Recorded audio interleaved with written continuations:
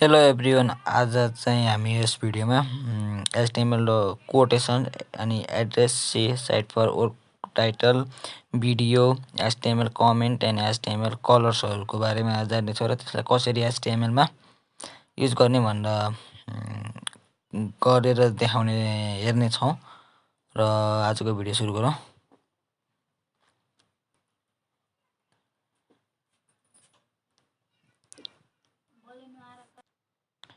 र अब एउटा फाइल क्रिएट गरौँ है त। सबलाइन खोलौँ। मैले सबलाइन युज गर्छु, दामी छ, सजिलो छ होइन, खतरा छ कि चाहिँ युज गर्न नै मेरो लागि के अरे होइन, त्यो चाहिँ आफ्नो चुज हो। र यहाँ एउटा नाम दिउँ, के नाम दिउँ भने ट्युटोरियल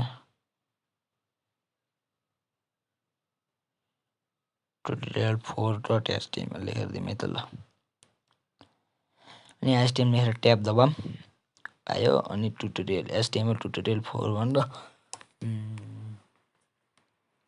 टाइटल दिउँ। त्यसपछि चाहिँ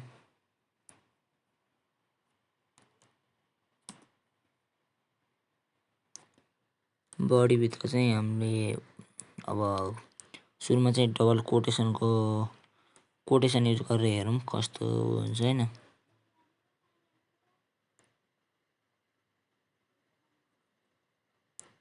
कोटेसनको लागि चाहिँ एउटा प्याराग्राफ लिउँ अनि त्यहाँभित्र चाहिँ के लेखौँ भने पहिला थोरै के लेखौँ न त ल, टेक नेपाल लेखौँ। अनि त्यसपछि चाहिँ क्यु भन्ने ट्याग युज गरौँ। क्यु ट्यागले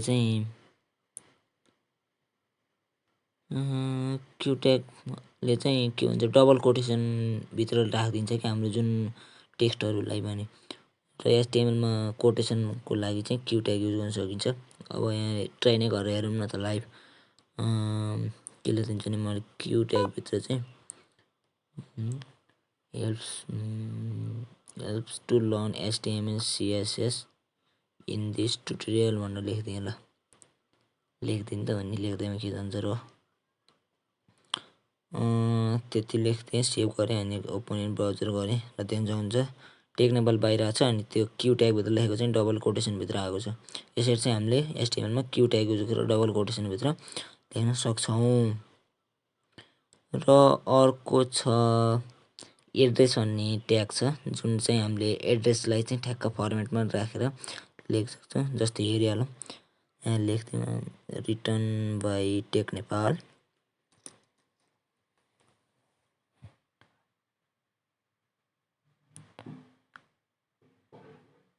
अनि एउटा बिआर ट्याग गरौँ जुनले चाहिँ लाइनलाई ब्रेक गरिदिन्छ। अनि भिजिट अस एट अनि डबल फेरि बिआर ट्याग युज गरिदिउँ।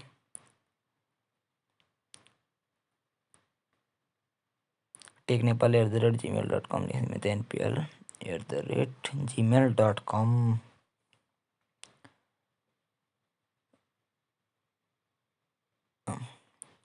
र पोस्ट बक्समा 33-400 पोखरा लेखिदिउँ है त,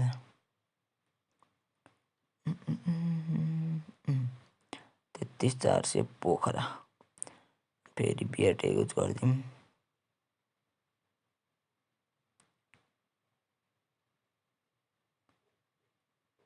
अनि नेपाल लेख्दिउँ है त लास्टमा। त्यति लेखेपछि र फेरि हेरौँ हामीले यस्तो रन हानेर र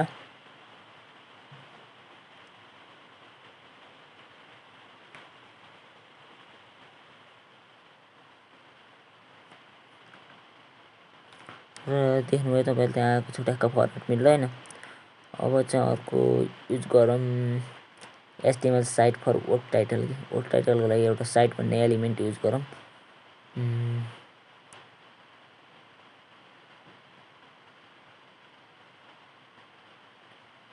एउटा प्याराग्राफभित्र अनि त्यहाँ प्याराग्राफभित्र चाहिँ साइट भन्ने एलिमेन्ट ट्याग युज गरेर त्यहाँभित्र हामीले लेख्न सकिन्छ।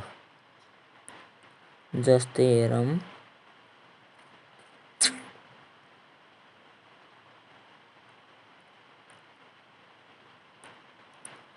ल देख्नुभयो नि।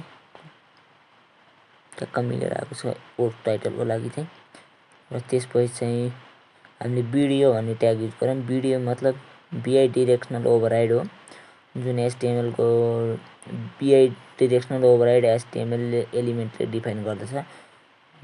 यसमा चाहिँ के हुन्छ भने चाहिँ टेक्स्ट चाहिँ ठ्याक्क राइटबाट लेफ्टतिर हुन्छ कि लेखिन्छ त्यो ट्याग युज गऱ्यो भने। जस्तै यहाँ हेरौँ है त, भिडियोभित्र डिआइआर एलिमेन्ट युज गरेर अनि त्यहाँभित्र आरटिआर भन्ने एउटा गरौँ, रन सेभ गरिदिनु अनि रन गरेर एकचोटि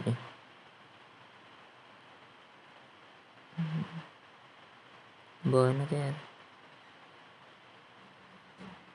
त्यहाँ 1 भइसक्यो, त्यहाँ एल हो कि साँच्चै आरटिआर। अब चाहिँ हेर्नु त्यहाँ राइटबाट लेफ्टतिर जान्छ त्यो टेक्स्टहरू चाहिँ भिडियो भन्ने एलिमेन्टले चाहिँ। अब अर्को छ एचटिएमएल के भन्छ अरे। अब चाहिँ हामी यहाँ सिकौँ एचटिएमएलमा कमेन्ट कसरी गर्ने क्या, आफूले लेखेको कोडलाई। अनि त्यहाँ के हो कुन कोडले के काम गर्छ भनेर कमेन्ट गर्नुपर्छ नि त लामो लामो कोडहरूमा। त्यो चाहिँ कसरी कमेन्ट गर्ने भनेर सिकाउँदाखेरि चाहिँ यहाँ एउटा प्याराग्राफ लेखिदिउँ, दिस इज एचटिएमएल कमेन्ट भन्ने। अनि त्यहाँबाट ठ्याक्क त्यसलाई कमेन्ट गर्ने चाहिँ सिलेक्ट गर्ने कन्ट्रोल अनि यो वाट भन्ने सिग्नल छ नि, वाटवाला सिग्नल त्यो दबायो नि भइहाल्यो, नत्र त्यो लेस देन वाला दबाउने। अनि माथि त्यो के भन्छ त्यसलाई एपोस्ट्रोफीको के भन्छ त्यो साइन है, त्यो लेखेर अनि डबल ड्यास लगाएर अनि त्यहाँभित्र चाहिँ लेख्यो भने पनि कमेन्ट हुन्छ। अनि फेरि डबल ड्यास अनि ग्रेटर देनवाला साइनले अफ गऱ्यो भने। र सबभन्दा सजिलो भनेको चाहिँ सेलेक्ट गऱ्यो कन्ट्रोल वाट दबायो सबलाइनमा चाहिँ अनि कमेन्ट भइहाल्यो कि। Select control what, select control what, कति सजिलो छ, केही गर्नै परेन कि। यसरी चाहिँ कमेन्ट गर्न सकिन्छ। र अनकमेन्ट गर्न पनि सेलेक्ट गर्ने अनि कन्ट्रोल वाट नै दबाइदियो भने अनकमेन्ट हुन्छ। दामी सजिलो छ यो चाहिँ। यसरी चाहिँ कमेन्ट गर्न सक्नुहुन्छ हजुरहरूले चाहिँ एचटिएमएलमा आफ्नो वर्डलाई। अब यहाँ हामीले एउटा एड्रेस फर बायोडाटा भनेर लेखिदिउँ अनि यसलाई कमेन्ट गर्नु पऱ्यो भने चाहिँ सिलेक्ट गरेँ कन्ट्रोल वाट लेखिदिएँ अनि यहाँ चाहिँ लेखिदियो के लेखिदिउँ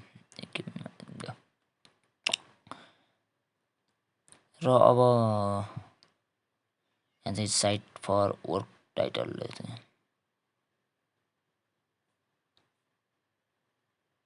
सिलेक्ट कन्ट्रोल वाट।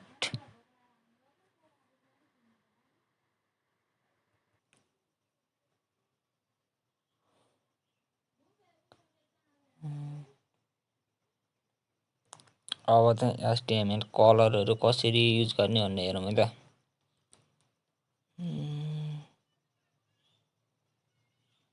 एचनमा नेपाल अनि स्टाइलभित्र कलर ब्याकग्राउन्ड कलर दिउँ न त, दुईतिर पो भएछ यार।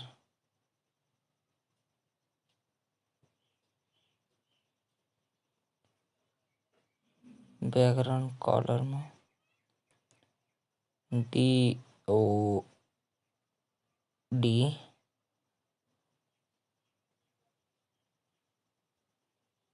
ब्लू यार ब्लू।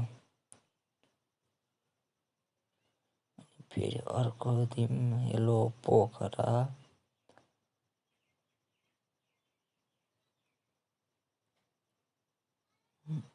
Star background colour